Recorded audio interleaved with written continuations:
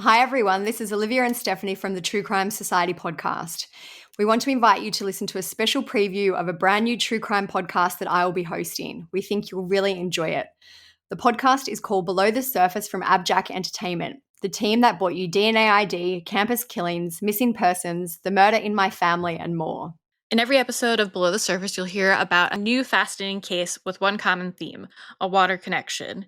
In this preview of episode 1, you'll hear about the mysterious case of Kim Wall, a journalist who went for a ride as a guest on a submarine and was never seen again. You can listen to episode 1, Kim Wall, in its entirety right now. Just search for Below the Surface on your favorite podcast player or app. If you like the show, you can also listen to episode 2, which is out now. We'll include the links and info for Below the Surface in our show notes. Thanks for listening. Thank you for checking out this special preview of Below the Surface, the new podcast from AbJack Entertainment that brings you fascinating cases with a water connection. I'm your host, Olivia. I'd like to play this short preview for you of episode 1. Today I'll be unpacking the case of journalist Kim Wall. Best known for her articles in The Guardian, The New York Times, and Vice, the journalist disappeared in a submarine beneath the Oresund Strait after interviewing inventor Peter Masden on August 10, 2017. We can only speculate what exactly happened below the surface, but upon the submarine's resurface, Kim was missing and Peter Masden was not. To listen to the full episode, search for Below the Surface on your favourite podcast app. You'll also be able to check out episode 2, which is out now as well. Be sure to subscribe to Below the Surface so that you don't miss a single episode. Thank you for listening. Let's dive in. Born in 1987, Kim Wall grew up with her parents and her older brother Tom in the tiny town of Trelleborg in the south of Sweden. Her parents Ingrid and Joachim were both journalists, Ingrid in finance and economics and Joachim in photography. Their children's lives were filled with newspapers every morning as the family ate breakfast. Kim often accompanied her mother to interviews and assignments as a child, so nobody in the family was surprised when Kim announced that she wanted to be a journalist someday too. But not the kind that her parents were. She wanted to go places and write stories about the people nobody else bothered to pose questions to. As a teenager, Kim's family and friends described her as extremely driven and very impressive. Nothing stopped her, and even after she met her goals, she simply moved on to new ones. She never took time to sit on her laurels. After high school, Kim studied at the London School of Economics before getting her master's from the prestigious School of Journalism at Columbia University, where she graduated with honours at the top of her class. In the years after Kim obtained her master's, finding work with a particular network or company proved almost impossible, as most reporting networks were no longer hiring full-time journalists. Instead, these companies searched for freelancers who had already written articles and paid them for the rights to publish their stories. While this wasn't the most financially stable life, it worked for Kim. She went on to freelance for some of the world's most popular media outlets, including Vice, The Guardian, The New York Times, and even the South China Morning Post. One of her friends later told the BBC what made her journalistic abilities so exceptional was that she looked for quirky stories but with a bigger narrative. Most of the stories Kim focused on circled around subcultures, gender, and issues in social justice. While her interests were vast and she travelled frequently and wrote about her experiences in other countries, her stories were always incredibly topical and allowed her audience to see a deeper message beyond the reporting. She was particularly skilled at digging deeply into her interviews, and she never lost the humanity of her subjects. The more she wrote, the more she travelled. By the age of 30, Kim had literally traversed the globe, interviewing everyone from voodoo priests in Haiti to individuals identifying as vampires and gang members of China's Tamil tigers. She was quick-witted, street-smart, and always prepared. Her friend Katerina recalled Kim explaining that she carried a photo of her and her parents in her wallet when she travelled. This wasn't because of any kind of emotional connection, but as a security measure in case she got kidnapped. Katerina explained that's just who Kim was. She was never afraid, always aware, and never reckless. She'd interview anyone, but was always able to keep charge of the situation with her Swedish bluntness and her carefully placed decisions. It's how she got reclusive and shy people to talk to her. It was also how she'd won a fellowship with the International Women's Media Foundation to report on Uganda and Sri Lanka. She'd also landed a commission to write a feature article for Harper's Magazine. But the world was not enough for Kim. There was always another story to be told.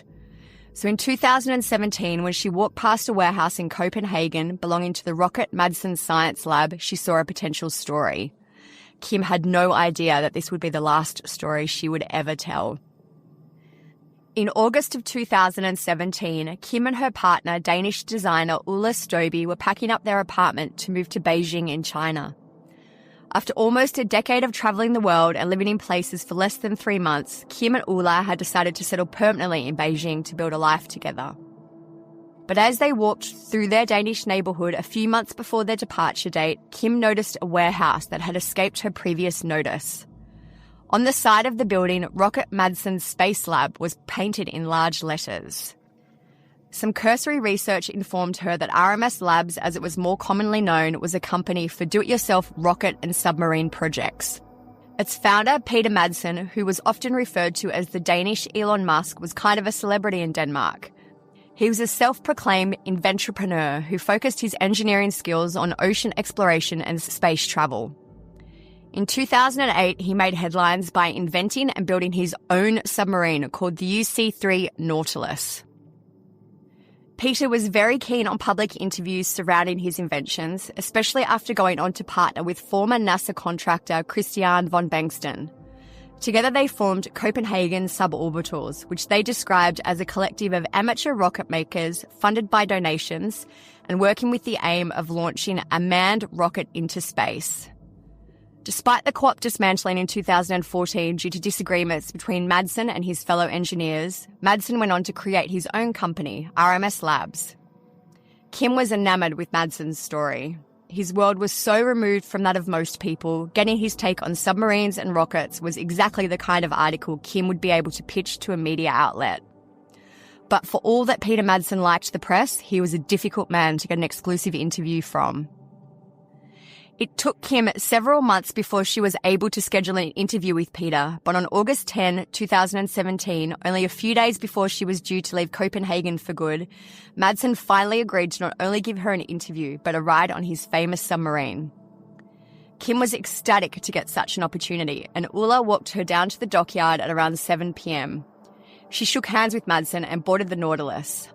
Ulla snapped a photo of Kim waving from the top deck, and then he went home to get ready for the going-away party that the couple were throwing to say goodbye to their Danish friends.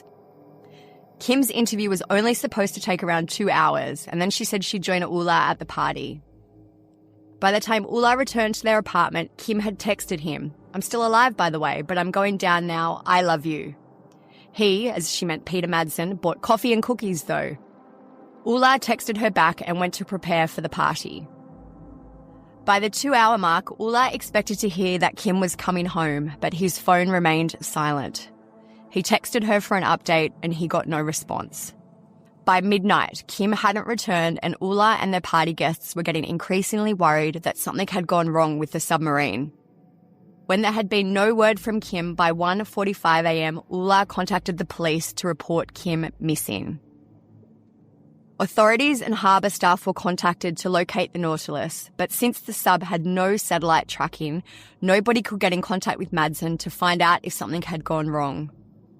Local police and the harbour staff watched the water all night for any sign of the submarine, but the waters remained empty. At least until 10:30 a.m. the next morning.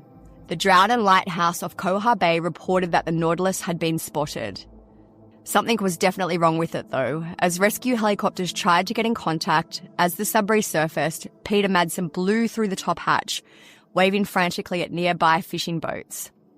4 fishermen were able to pull Madsen to safety, but he was alone. There was no sign of Kim Wall. The fishermen sailed Madsen into Drow Port, where both police and the media were waiting for him. Madsen was immediately arrested for Kim's disappearance, and the Nautilus was resurfaced and searched by investigators. They were hoping against hope that Kim was still on board somewhere, but the sub was empty. There was nobody else on board. Only Madsen knew the truth about Kim. Could they get him to tell it?